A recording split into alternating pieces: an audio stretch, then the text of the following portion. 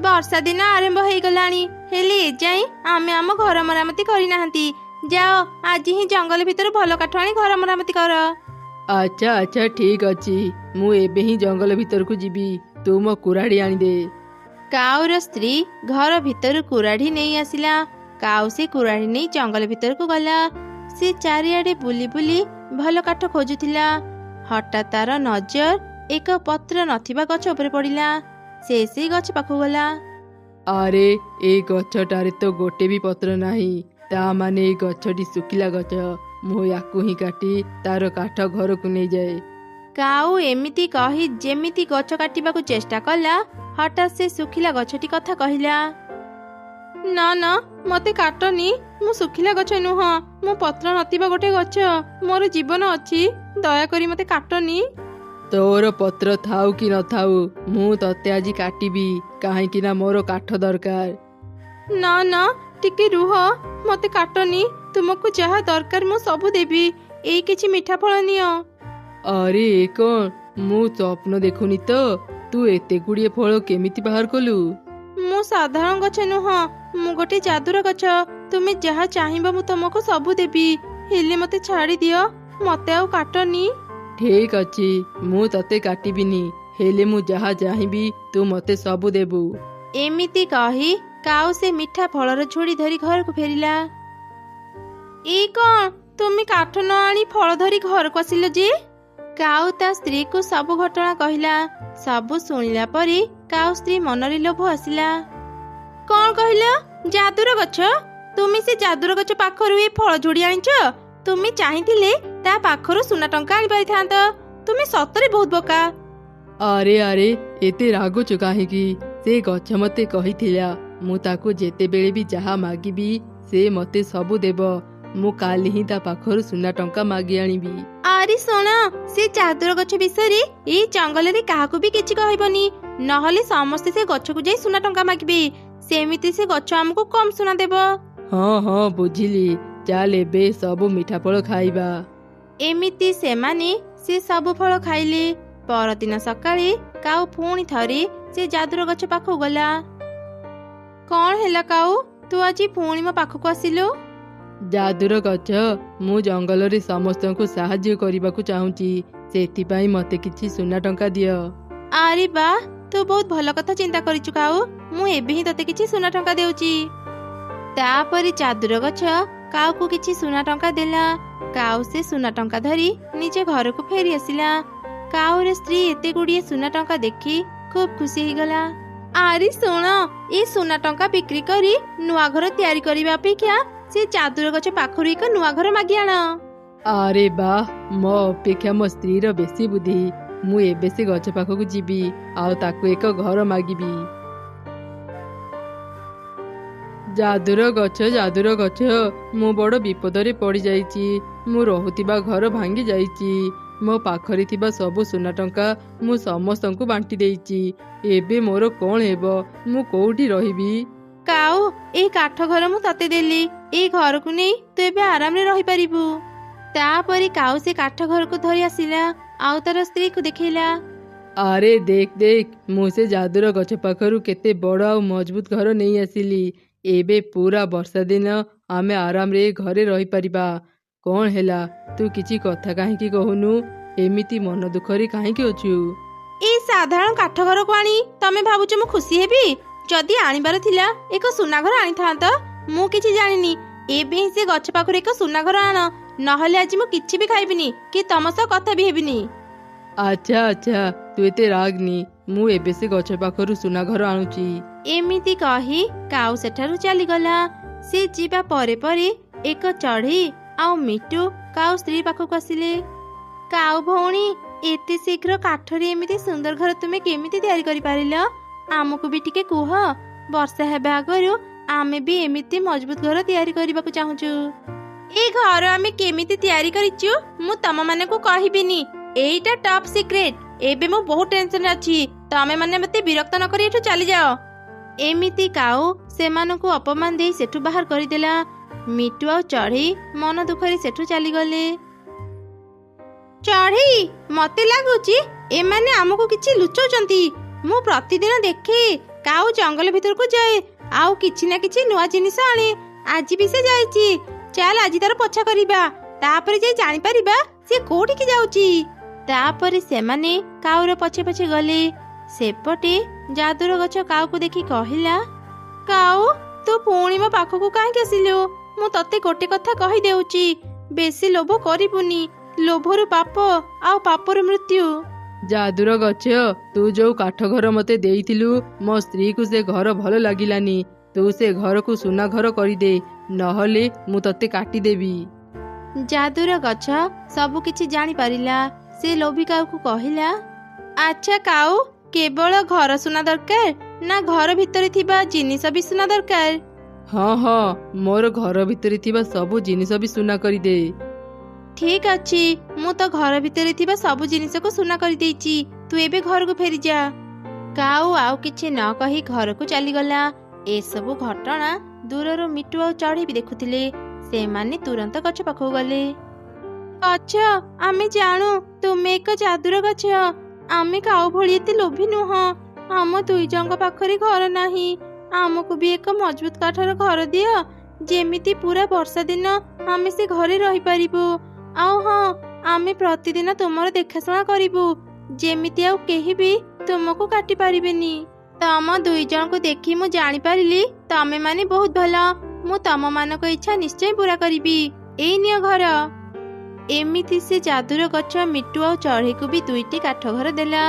ସେପଟେ କାଉ ତା ସୁନା ଘର ଭିତରେ ପଶି ଦେଖିଲା ତା ସ୍ତ୍ରୀ ଏକ ସୁନାର ମୂର୍ତ୍ତି ପାଲଟି ଯାଇଛି। ଆରେ ଏ କଣ? ତୁ ମୂର୍ତ୍ତି କେମିତି ପାଲଟି ଗଲୁ? ମତେ ରକ୍ଷା କର, ମୁଁ ଏମିତି ସୁନାର ମୂର୍ତ୍ତି ହେଇ ରହିବାକୁ ଚାହୁଁନି। ମୁଁ କେବଳ କଥା କହିପାରୁଛି, ହେଲେ ଟିକେ ବି ହଲି ପାରୁନି। ମୋର ଆଉ ସୁନା ଦରକାର ନାହିଁ। ଦୟାକରି ମତେ ବଞ୍ଚାଅ, ମୁଁ ମରିବାକୁ ଚାହୁଁନି। ତୁ ଭୟ କରନି, ମୁଁ ଏବେ ସେ ଯାଦୁର ଗଛ ପାଖକୁ ଯାଉଛି। ଯାଦୁର ଗଛ, ମୁଁ ମୋ ଭୁଲ ବୁଝିପାରିଲି। ମୁଁ ଆଉ ତମକୁ କିଛି ବି ମାଗିବିନି। ମୋ ସ୍ତ୍ରୀକୁ ଆଗ ଭଳି କରିଦିଅ। ଦୟାକର ଯାଦୁର ଗଛ, ଦୟାକର। କାଉର ଏପରି ପରିବର୍ତ୍ତନ ଦେଖି ଯାଦୁର ଗଛ ତା ସ୍ତ୍ରୀକୁ ତାର ପୂର୍ବ ରୂପ ଫେରିଦେଲା। ସେ ଯାହା ବି କାଉମାନଙ୍କୁ ଦେଇଥିଲା ସବୁ ନେଇଗଲା। ସେଦିନ ପରଠାରୁ ଦୁଇ କାଉ ଆଉ ଲୋଭ କଲେ ନାହିଁ। ସେମାନେ ତାଙ୍କର ସେଇ ଭଙ୍ଗା ଘରେ ରହିଲେ। ମା ମା, ମୁଁ ତୁମକୁ କେତେ ଦିନରୁ କହୁଛି ମତେ ଗୋଟେ ଛତା କିଣିଦିଅ। ମୋର ସବୁ ସାଙ୍ଗଙ୍କ ପାଖରେ ଛତା ଅଛି, ହେଲେ ତୁମେ ମୋ କଥା ଜମା ବି ଶୁଣୁନ। ତୁମେ ବହୁତ ଖରାପ ମା, ମତେ କେବେ ବି ଛତା କିଣି ଦଉନ। ଆଜି ଯଦି ଛତା କିଣି ନଦେବ, ମୁଁ ଆଉ ସ୍କୁଲକୁ ଯିବିନି। ଆରେ ମା, ଶାନ୍ତ ହେ, ଜିଦ୍ କରନି। ତୁ ତ ଜାଣିଛୁ ଛତା କିଣିବା ପାଇଁ ମୋ ପାଖରେ ଟଙ୍କା ନାହିଁ। ମୁଁ ତତେ ଛତା କେମିତି କିଣିଦେବି କହିଲୁ? ନା ନା ନା, ମୁଁ କିଛି ଜାଣିନି। ମତେ ଛତା ଦରକାର। ମୋ ସାଙ୍ଗମାନେ ପ୍ରତିଦିନ ଛତା ଧରି ସ୍କୁଲ ଯାଆନ୍ତି। ମୋ ପାଖରେ ଗୋଟେ ବି ଛତା ନାହିଁ। ମତେ ଛତା କିଣିଦିଅ। ମାରି, ଟିକେ ଆମ ଘର ଆଡକୁ ଦେଖିଲୁ। ଘରଟା କେତେ ପୁରୁଣା ଆଉ ଚାରିପାଖ କେମିତି ଭାଙ୍ଗି ଯାଇଛି। ବର୍ଷା ହେବା ଆଗରୁ ଘର ଠିକ ନ କଲେ ଆମ ଘର ଭାଙ୍ଗିଯିବ। ତୁ କାହିଁକି ବୁଝୁନି ରେ ମା? ତୋ ମା ବହୁତ ଗରିବ। ଯାହା ବି ରୋଜଗାର କରୁଛି, ଖାଇବାରେ, ଘର ଚଳିବାରେ ସବୁ ଟଙ୍କା ସରିଯାଉଛି। ଏବେ ତୁ ହିଁ କହ, ସେଇ ଅଳ୍ପ କେତୋଟି ଟଙ୍କାରେ ମୁଁ ଘର ସଜାଡ଼ିବି ନା ତତେ ଛତା କିଣିଦେବି? ତାହେଲେ ଆଗ ଘର ସଜାଡ଼ିବ, ତାପରେ ମତେ ଛତା କିଣିଦେବ। ଠିକ ଅଛି ମା, ତୁ ଜମା ବି ମନ ଦୁଃଖ କରନି। ଘର ସଜାଡ଼ି ସାରିଲେ ମୁଁ ତୋ ପାଇଁ ସୁନ୍ଦର ଏକ ରଙ୍ଗୀନ ଛତା କିଣିଦେବି।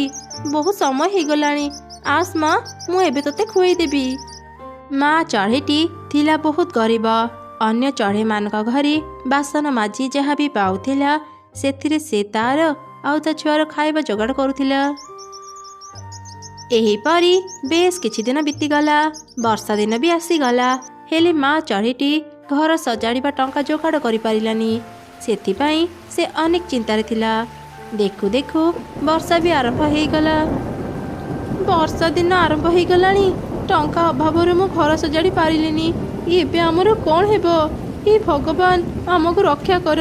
ଘର ଭାଙ୍ଗିଗଲେ ଆମେ କୋଉଠି ରହିବୁ? ମା ଦେଖ, ପବନରେ ଆମ ଘର କେମିତି ହଲୁଛି। ମତେ ଭାରି ଭୟ ଲାଗୁଛି ମା।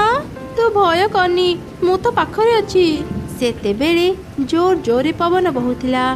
ଏତେ ଜୋରେ ପବନ ବହିବା ଯୋଗୁଁ ଚଢ଼େଇ ଘର ଚାଳର ଗୋଟେ ପାଖ ଭାଙ୍ଗି ପବନରେ ଉଡ଼ିଗଲା, ଯାହାଫଳରେ ତାଙ୍କ ଘର ଭିତରେ ବର୍ଷା ପାଣି ପଡ଼ିଲା। ମା ଦେଖ ନା, ଏ କ'ଣ ହେଇଗଲା?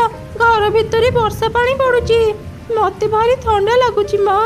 ମାରି ଘରର ଗୋଟେ କଣରେ ପାଣି ପଡୁନି, ଚାଲ ସେଠାକୁ ଯିବା। ତୁ ମୋ ପାଖକୁ ଆ, ମୁଁ ତତେ ମୋ ଡେଣାରେ ଘୋଡ଼େଇ ଦେବି, ତତେ ଆଉ ଥଣ୍ଡା ଲାଗିବନି। ମା ଚଢ଼େଇଟି ତା ଛୁଆକୁ ନିଜ ଡେଣାରେ ଘୋଡ଼େଇକି ଧରିଲା। ଏମିତି ସେ ରାତି ବିତିଗଲା। ସକାଳ ହେଲା ପରେ ଯେତେବେଳେ ବର୍ଷା ଛାଡ଼ିଗଲା, ମା ଚଢ଼େଇଟି ଜଙ୍ଗଲ ଭିତରକୁ ଗଲା। ସେ କିଛି କଦଳୀପତ୍ର ତୋଳି ଆଣିଲା, ଆଉ ନିଜ ଘର ଚାଳର ଭାଙ୍ଗିଥିବା ଜାଗାରେ କଦଳୀପତ୍ର ଘୋଡ଼େଇ ଦେଲା। କିଛି ଦିନ ଏମିତି ଚଳି ଯାଇଥାଏ, ପଛରେ ଟଙ୍କା ଯୋଗାଡ଼ କଲେ ମୁଁ ଘର ମରାମତି କରିନେବି। ଏମିତି ସେ ଦିନ କଟିଗଲା। ପରଦିନ ରାତିରେ ପୁଣି ଝଡ଼ ବର୍ଷା ଆରମ୍ଭ ହେଇଗଲା। ଆଜି ତୁ ଜମା ବି ଡରନି, ମୁଁ ଘର ଉପରେ କଦଳୀପତ୍ର ରଖିଦେଇଛି, ଆଜି ଆମେ ଆଉ ବର୍ଷାରେ ଭିଜିବାନି। ମା ଚଢ଼େଇର କଥା ସରିଛି କି ନାହିଁ, ପବନରେ କଦଳୀପତ୍ର ଉଡ଼ିଗଲା। ପୁଣି ଥରେ ତାଙ୍କ ଘର ଭିତରେ ପାଣି ପଡ଼ିଲା। ମାରି ଭୟ କରନି, ଆଜି ରାତି ବି କାଲି ରାତି ପରି ପାର କରିଦେବା, ସକାଳେ ମୁଁ କିଛି ବ୍ୟବସ୍ଥା କରିବି। ସେପଟେ ଗୋଟେ ବୁଢ଼ୀ ଚଢ଼େଇ ବର୍ଷାରେ ଛତା ଧରି ଜଙ୍ଗଲରେ ଚାଲୁଥିଲା। ସାମ୍ନାରେ କାଉର ଘର ଥିଲା। ବୁଢ଼ୀ ଚଢ଼େଇ ସେ ଘରକୁ ଯାଇ ଘରର କବାଟ ବାଡ଼େଇଲା। ଘର ଭିତରେ କିଏ ଅଛ? ଦୟାକରି ମୋତେ ଟିକେ ସାହାଯ୍ୟ କର, ମୁଁ ଏ ଝଡ଼ ବର୍ଷାରେ ଘରକୁ ଫେରି ପାରିଲିନି, ଆଜି ରାତି ମୋତେ ତୁମ ଘରେ ଆଶ୍ରୟ ଦେଇଥାଅ।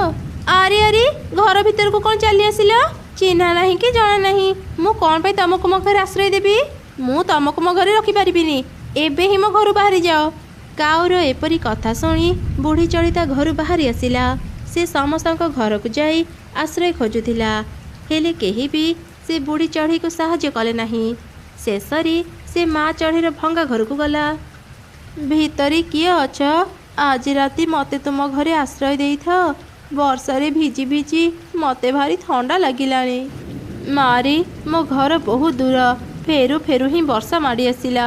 ଏ ଜଙ୍ଗଲରେ ମୋର ନିଜର କେହି ନାହାନ୍ତି, ଆଜି ରାତି ମୋତେ ତ ଘରେ ରହିବାକୁ ଦେଇଥାଅ, ସକାଳ ହେଲେ ହିଁ ମୁଁ ଏଠୁ ଚାଲିଯିବି। ବୁଢ଼ୀମା ମୁଁ ମନା କରୁନି, ଆଜି ରାତି ତୁମେ ଆମ ଘରେ ରହିଯାଅ, ହେଲେ ତୁମେ ତ ଦେଖୁଛ ଏ ଘରର ଅନେକ ଜାଗା ଭାଙ୍ଗି ଯାଇଛି, ଘର ଭିତରେ ବର୍ଷା ପାଣି ପଡ଼ୁଛି, ମୁଁ ତୁମକୁ ଏକ ଭଲ ଜାଗାରେ ରହିବାକୁ ଦେଇପାରୁନି। କିଛି କଥା ନାହିଁ ରେ ମା, ମୁଁ ଆଜି ରାତି କଷ୍ଟ କରି ଏ ଭଙ୍ଗା ଘରେ ରହିଯିବି। ତ ମନଟା ବହୁତ ଭଲ, ପକ୍କା ଘର ଥାଇ ବି ଏ ଜଙ୍ଗଲର ଚଢ଼େଇମାନେ ମୋତେ ଆଶ୍ରୟ ଦେଲେ ନାହିଁ, ହେଲେ ତୁ ଏ ଭଙ୍ଗା ଘରେ ରହିବାକୁ ମୋତେ ଜାଗା ଦେଲୁ, ମୁଁ ତତେ ଆଶୀର୍ବାଦ କରୁଛି, ଖୁବ୍ ଶୀଘ୍ର ତୋର ସବୁ ଦୁଃଖ ଦୂର ହେଇଯିବ। ପରଦିନ ସକାଳେ ବର୍ଷା ଛାଡ଼ି ଯାଇଥିଲା। ବୁଢ଼ୀ ଚଢ଼େଇ ନିଜ ଘରକୁ ଯିବା ପାଇଁ ବାହାରିଲା। ମୁଁ ଏବେ ଆସୁଛି ରେ ମା, ମୋ ଘର ଲୋକ ମୋ ପାଇଁ ବ୍ୟସ୍ତ ହେଉଥିବେ। ଆରେ ବୁଢ଼ୀ ମା, ତୁମେ ମୋର ଅତିଥି, ନ ଖାଇ ଏଠାରୁ ଚାଲିଯିବ? ଆଗ କିଛି ଖାଇନିଅ, ତାପରେ ଘରକୁ ଯିବ। ଏମିତି ଶୁଣି ବୁଢ଼ୀ ଚଢ଼େଇ ସେ ଖାଇବା ଖାଇଲା। ସେତେବେଳେ ଛୋଟ ଚଢ଼େଇ ଛୁଆ କାନ୍ଦି କାନ୍ଦି ତା ମାକୁ କହିଲା, ମା ମା ଆଉ କେତେ ଦିନ କଷ୍ଟ କରି ଏ ଭଙ୍ଗା ଘରେ ରହିବା? ତୁମେ ତ କହିଥିଲ ଘର ସଜାଡ଼ି ସାରିଲେ ମୋତେ ଛତା କିଣିଦେବ। ଛତା କିଣିବା ତ ଦୂରର କଥା, ତୁମେ ଏଯାଏଁ ଘରଟି କରିପାରିଲନି, ମୋତେ ଏ ଭଙ୍ଗା ଘରେ ରହିବାକୁ ଆଉ ଭଲ ଲାଗୁନି। ମାରି କାନ୍ଦିନି, ଟିକେ ଧୈର୍ଯ୍ୟ ଧର, ସବୁ କିଛି ଠିକ୍ ହେଇଯିବ। ମା ଚଢ଼େଇ ଆଉ ତା ଛୁଆର କଥା ସେ ବୁଢ଼ୀ ଚଢ଼େଇ ବି ଶୁଣୁଥିଲା। ଖାଇସାରି ସେ କହିଲା, ମାରି ମୁଁ ଏବେ ଆସୁଛି, ମୁଁ ତୋର ଏ ଉପକାର କେବେ ବି ଭୁଲିବିନି। ମୋ ପାଖରେ ଏବେ କିଛି ନାହିଁ, ଏ ଛତା ମୁଁ ତୋ ଝିଅକୁ ଉପହାର ଦେଉଛି, ଏ ନେ ଛୋଟ ଝିଅ, ମୋ ତରଫରୁ ତୋ ପାଇଁ ଏକ ଛୋଟ ଉପହାର। ଏବେ ମୁଁ ଯାଉଛି। ଆଉ ହଁ, ଏ ଛତା ସାଧାରଣ ନୁହଁ, ଦିନେ ନା ଦିନେ ତମେମାନେ ଏକଥା ବୁଝିପାରିବ। ଏମିତି କହି ସେ ବୁଢ଼ୀ ଚଢ଼େଇ ସେଠାରୁ ଚାଲିଗଲା। ତାପରେ ବେଶ କିଛି ଦିନ ବିତିଗଲା। ଯେତେ ଚେଷ୍ଟା କଲେ ବି ମା ଚଢ଼େଇ ଟଙ୍କା ଯୋଗାଡ଼ କରି ଘର ସଜାଡ଼ି ପାରିଲାନି। ଗୋଟେ ଦିନ ବହୁତ ଜୋରେ ବର୍ଷା ହେଲା। ସେଇ ବର୍ଷାରେ ମା ଚଢ଼େଇର ପୁରା ଘର ଭାଙ୍ଗିଗଲା। ହେ ଭଗବାନ, ଏ କ'ଣ ହେଇଗଲା? ଏବେ ମୁଁ ମୋ ଛୁଆକୁ ନେଇ କୋଉଠି ରହିବି? ଆସ ମା, ମୋ ପାଖକୁ ଆସେ। ମା ମୋତେ ବହୁତ ଡର ଲାଗୁଛି, ଦେଖ ନା ମୁଁ ପୁରାପୁରି ଭିଜି ଯାଇଛି, ଭାରି ଥଣ୍ଡା ଲାଗୁଛି ମା। ଆରେ ମା, ତତେ ବୁଢ଼ୀ ମା ଯୋଉ ଛତା ଦେଇଥିଲେ ତାକୁ ଖୋଲ, ଆଜି ରାତି ଆମେ ସେ ଛତା ତଳେ ଆଶ୍ରୟ ନେବା। ଏମିତି କଥା ହେଇ ମା ଆଉ ତାର ଛୁଆ ଛତା ଖୋଲି ତା ତଳେ ବସିଲେ। ହଠାତ୍ ସେହି ସମୟରେ ଛତାଟି ଉଡ଼ିଯାଇ ଏକ ସୁନ୍ଦର ଘରରେ ବଦଳିଗଲା। ଏଇ କ'ଣ ମା? ଆମ ପୁରୁଣା ଘର ଜାଗାରେ ଏକ ନୂଆ ଘର? କେତେ ସୁନ୍ଦର ହେଇଛି ନା ମା ଏ ଘର? ଆରେ ଏ କ'ଣ? ଏ ଛତାଟି ଏକ ଘର କେମିତି ହେଇଗଲା? ନିଶ୍ଚୟ ଏ ଛତା ସାଧାରଣ ଛତା ନୁହଁ। ତୁ ଠିକ୍ କହିଲୁ ଚଢ଼େଇ, ଏ ଛତା ସାଧାରଣ ନୁହଁ। ଯୋଉ ବୁଢ଼ୀମା ତୋ ଘରେ ଆଶ୍ରୟ ନେଇଥିଲେ ସେ ବି ସାଧାରଣ ଚଢ଼େଇ ନଥିଲେ, ସେ ଥିଲେ ଜଣେ ଯାଦୁକରଣୀ। ସେ ବୁଢ଼ୀମା ତୁମ ଉପରେ ଖୁସି ହେଇ ତୁମକୁ ଉପହାରୀ ଘର ଦେଇଛନ୍ତି। ବର୍ଷାରେ ଭିଜନି, ଘର ଭିତରକୁ ଆସ। ଏ ଘରେ ତମେମାନେ ସବୁ ସୁବିଧା ପାଇବ। ତାପରେ ମା ଛୁଆ ଘର ଭିତରକୁ ଗଲେ। ସେ ଘରେ ଅନେକ ଖାଇବା ସହ ସୁନା ରୂପା ବି ଜମା ଥିଲା। ବୁଢ଼ୀମା, ତୁମକୁ ବହୁତ ବହୁତ ଧନ୍ୟବାଦ। ତୁମର ଏତେ ବଡ଼ ଉପକାର ମୁଁ କେବେ ବି ଭୁଲିବିନି। ତୁମେ ଯୋଉଠି ବି ଥାଅ ଭଲରେ ଥାଅ। ମା ଚଢ଼େଇଟି ଆଉ ବାହାରକୁ କାମ କରିବା ପାଇଁ ଗଲା ନାହିଁ। ଦିନେ କାଉ ତାକୁ ଖୋଜି ଖୋଜି ସେଠାକୁ ଆସିଲା। ଚଢ଼େଇର ପୁରୁଣା ଘର ବଦଳରେ ସେଠି ସୁନ୍ଦର ଏକ ବଡ଼ ଘର ଦେଖି ସେ ଆଶ୍ଚର୍ଯ୍ୟ ହେଇଗଲା। ଆରେ ଏ ଚଢ଼େଇଟା ତ ଅନେକ ଗରିବ ଥିଲା, ଏତେ ସୁନ୍ଦର ଘର ସେ କେମିତି ତିଆରି କଲା? ନା ନା, ଏ ଘରେ ନିଶ୍ଚୟ ଆଉ କେହି ରହୁଥିବ। ମୁଁ ଝରକା ପାଖକୁ ଯାଇକି ଦେଖେ ଏ ଘରେ କିଏ ରହୁଛି। ଏ କ'ଣ? ଏ ଘରେ ତ କେତେ ସୁନା ଟଙ୍କା ଅଛି। ଏ ଗରିବ ଚଢ଼େଇ ଏତେ ଭଲ ଘର କୋଉଠୁ ପାଇଲା? ନା ନା, ଯେମିତି ବି ହଉ ମୁଁ ତାଠୁ ଏ ଘର ଛଡ଼େଇକି ନେଇଯିବି। ଚଢ଼େଇର ତ ଏ ଜଙ୍ଗଲରେ କେହି ବି ନାହାନ୍ତି, ତା କଥାକୁ କେହି ବିଶ୍ୱାସ କରିବେନି। ଏଇ ଚଢ଼େଇ, ବାହାର ମୋ ଘରୁ। ଏ ଘର ଆଜିଠୁ ମୋର। ତୁ ତ ଛୁଆକୁ ନେଇ ଶୀଘ୍ର ଏ ଘରୁ ବାହାରି ଯା। ତୁମେ କ'ଣ କହୁଛ? ଏ ଘର ମୋର। ତୁମେ ମିଛ କାହିଁକି କହୁଛ? ମୁଁ ଆଗରୁ ତୁମ ଘରେ କାମ କରୁଥିଲି, ସେଥିପାଇଁ ଭଲରେ କହୁଛି, ଏ ଘରୁ ବାହାରି ଯାଅ। ଚଢ଼େଇର କଥା ସରିଛି କି ନାହିଁ, କାଉ ଦେହରେ ନିଆଁ ଲାଗିଗଲା। କାଉ ଭୟରେ ଘରୁ ବାହାରି ଆସିଲା। ସଙ୍ଗେ ସଙ୍ଗେ ହିଁ ତା ଦେହର ନିଆଁ ଲିଭିଗଲା। ଘରଟି କାଉକୁ କହିଲା, ଏ ଘର ଏକ ପବିତ୍ର ଜାଗା। ଏଠାକୁ ଆସି ଯିଏ ବି ମିଛ କହିବ ତାକୁ ଶାସ୍ତି ମିଳିବ। ଏସବୁ ଶୁଣି କାଉ ଭୟରେ ତୁରନ୍ତ ନିଜ ଘରକୁ ଚାଲିଗଲା। ସେ ଆଉ କେବେ ବି ଚଢ଼େଇକୁ ହଇରାଣ କଲା ନାହିଁ। ଚଢ଼େଇ ନିଜ ଛୁଆ ସହ ଖୁସିରେ ସେ ଛତା ଘରେ ରହିଲା।